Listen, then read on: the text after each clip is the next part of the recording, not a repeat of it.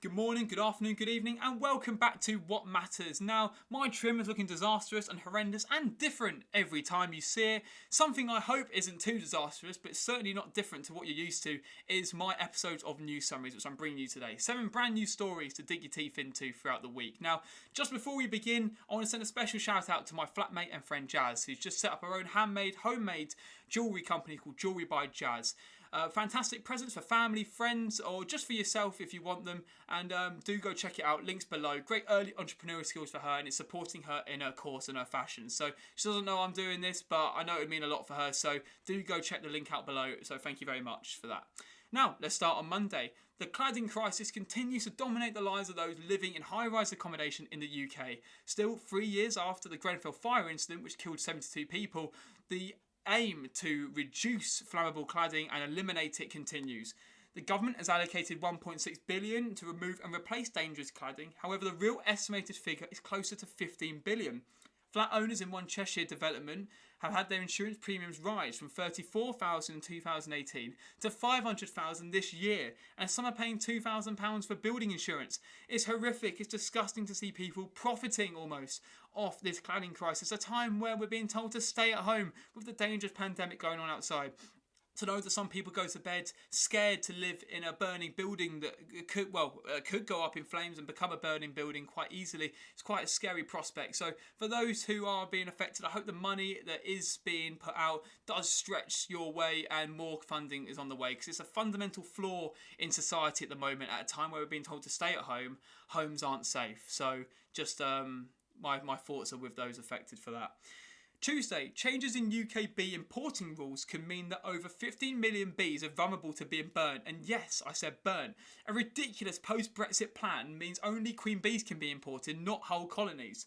Why does this matter? Well, Italian bees are the most widely used pollinators here in the UK, and without them, crop pollination will be disrupted.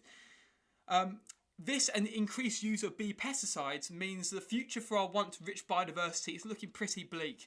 And unfortunately, the bad news doesn't end there, with Captain Sir Tom Moore dying at the age of 100, the army veteran and national hero who raised over 33 million for the NHS last summer walking 100 laps of his garden. Sadly, he died fighting COVID and pneumonia. The nation's condolences are with his family and friends. You heard me talk about Dr. Alex last week. Well, he continues to dominate the headlines this week as he's assigned the government's mental health ambassador. His aim will be to shape policy related to mental health for younger people. Last year, he sadly lost his brother to suicide and says he'll be looking at what support is offered to young people in college, university and schools, advising the government accordingly.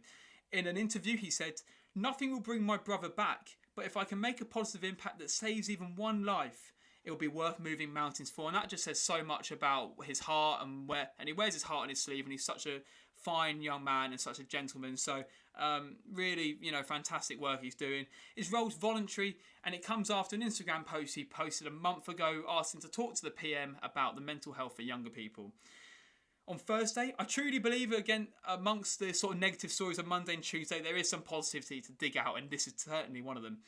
On Thursday, a brave 6-year-old called B has been praised for her brave actions for calling 999 after her mum fell unconscious.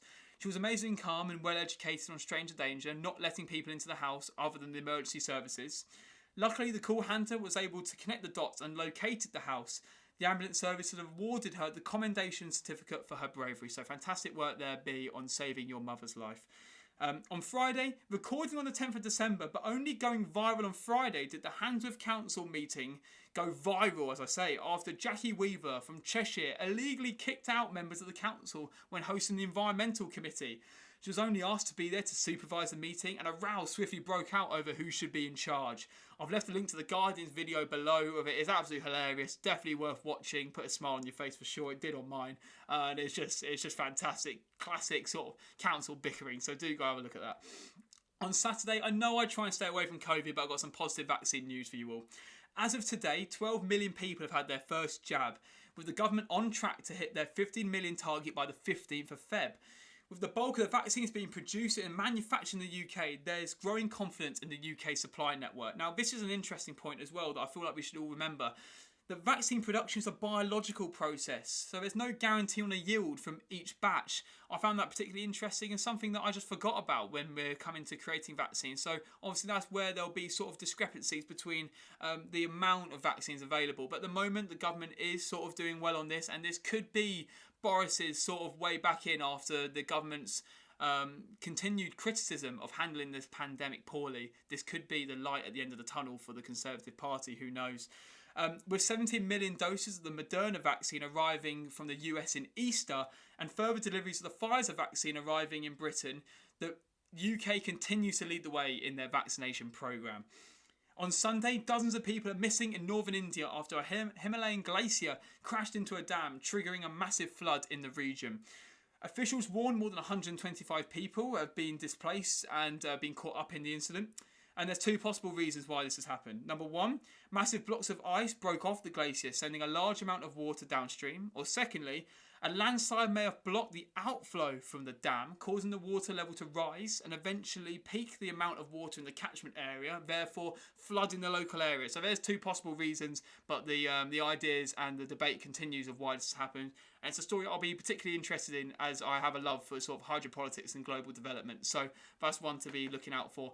That's all from this week's news summary. I hope you found it interesting. Be sure to tune in next week. And for this week, take care, stay safe, and I'll speak to you all very soon. Bye bye.